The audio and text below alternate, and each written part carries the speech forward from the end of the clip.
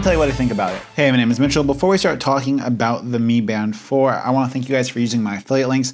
If you're looking to pick up the Mi Band 4, I'll have links to it down in the description down below, and it really goes a long way to supporting my channel. I've been really active on Twitter and Instagram, XIAOMItography, where I post your content as well as talking about the K20 Pro, the Mi Band 4, and other kind of tech stuff on Twitter. I'll have links to that stuff in the description down below. You guys know the drill. You want to read some interesting articles? I'm always updating my website with new and cool stuff. You guys want to chat? Hit the Telegram group and let's just do it.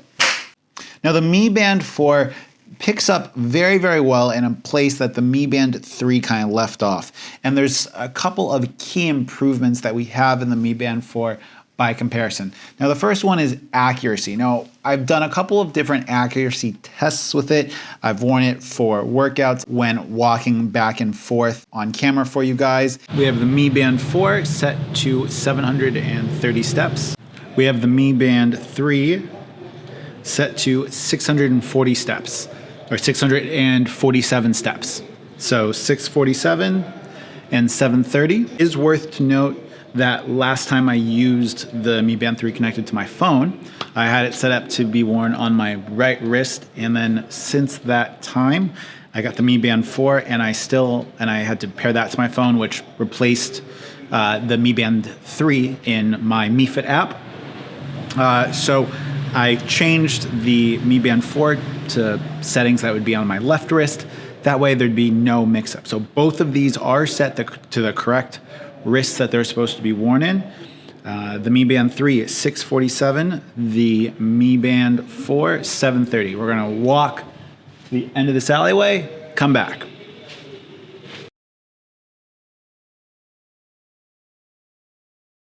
Movements.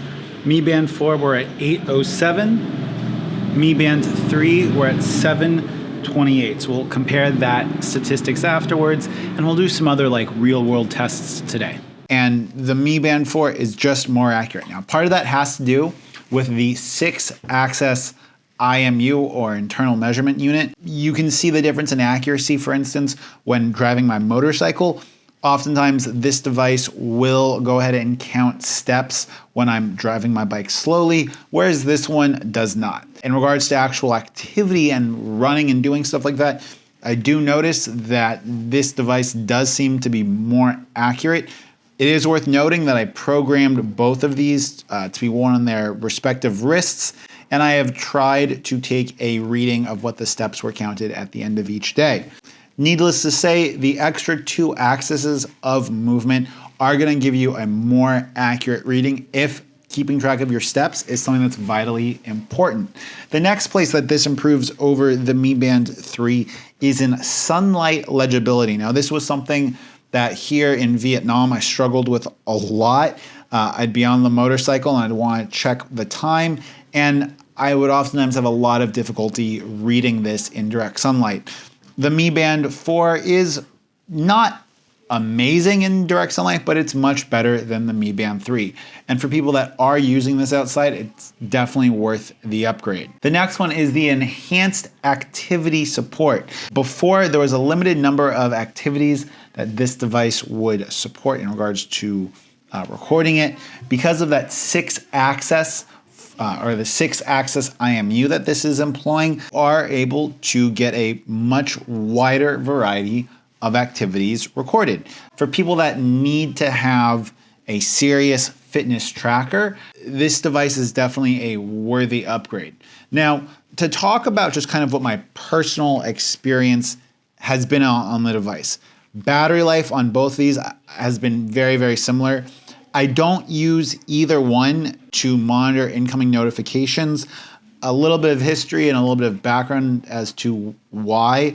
I was a very early adopter of Wear OS for Android like smartwatches. I had a Moto 360 when it first launched, and the idea of looking and reading at notifications on my wrist, like in a really small size, was just something that I had a lot of difficulty with. Maybe in regards to phone calls, but here, if I'm on my motorcycle. I usually have headphones in so that I can hear directions if I'm trying to go somewhere, so I can hear a phone call. And I'm not really in the position where I need to specifically use a smartwatch to see notifications. And I feel like oftentimes I would be able to check my notifications faster on my phone than like trying to use the small screen.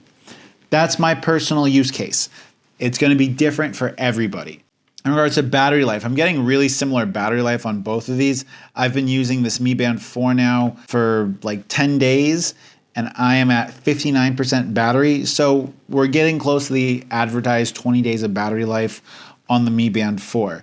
Depending upon your heart rate preferences and stuff like that, that will kind of vary a little bit, you know, anywhere between 10 to 15% for battery efficiency. They have changed the size of it. It's now a bit thicker. I don't think it's a huge difference in regards to thickness. It still fits okay, and you would be able to get different bands for this, some metal, some dressier and stuff like that, if you want to use it specifically for a dressier occasion. Now, I think it's really, really important that we talk a little bit about the use case for this Mi Band 4 and if it's worth upgrading. If you're an individual that is really, really dedicated to fitness and you don't want to spend a lot of money on a device, I think this is a totally good option. Although the heart rate scanner is not going to be as accurate as an electrical one, like what we would have on the Apple iWatch, let's say, it's still a good enough tool that you can get a kind of baseline for how hard you're working out versus like how lazy you're being, let's say. If you're someone that swims a lot, obviously this is going to have swimming tracking, which the Mi Band 3 didn't have. And for people that are seriously using this as part of their training regimen, I think it's totally worth it. Now, I'm not someone that does a lot of training specifically. Like, I play basketball 3 days a week with my basketball team. I do some like calisthenics, body weight workout stuff, and I generally like don't run on treadmills or go to the gym a lot, just because I'm doing activities, or I can do like full body, more aerobic stuff in my free time. Now, for someone like me who is not a fitness freak, not someone who like is really dedicated to fitness, I don't know if I can necessarily recommend the Mi Band 4 over the Mi Band 3 if you already have a Mi Band 3. If you have a Mi Band 2, this is a huge upgrade over the Mi Band 2. But if you have a Mi Band 3, if the sunlight readability isn't something that you have an issue with, if you aren't going to be using it for notifications, let's say, then you might have less of a reason to upgrade. But at the advertised price of this being like under $40, I think that it's one of those kind of smaller incremental upgrades that is worth doing if you use this for any kind of like meaningful tracking, right? If you want to keep track of like your sleep and stuff like that, like it is worth upgrading. If you're just using this to keep track of like general steps throughout the day, probably save your money and wait for the Mi Band 5 to come out. But overall, they've done enough to this device that I can recommend it as an upgrade for people that are going to utilize the more accurate fitness measurement and other kind of newer features the device has. If you guys want to buy this, I'll have links in the description down below to where you can pick this up. I haven't had any opportunity to use NFC here with the device. In Vietnam, we don't really have much of that, so it's going to depend on where in the world you live also. But for those that do want NFC, make sure that you don't get the Chinese version. Make sure you get the international one. For those of you that aren't going to be using NFC very much, it's not that big of a deal. That's going to kind of wrap up this brief overview and kind of my initial impressions with it. I'm going to keep on comparing the two of these side by side to see which one is more consistent in regards to tracking steps and tracking activity when I play basketball and stuff like that. I am going to be keeping track of the accuracy of both of these for like the next week or so and give you guys like a more thorough, like ample review of it. I just wanted to get some usage with this device before I gave you guys like any kind of initial impressions. Okay, as always, check out the links that I have in the description down below. Until next time, it's been Mitchell coming to you from Hanoi. See you soon. Peace.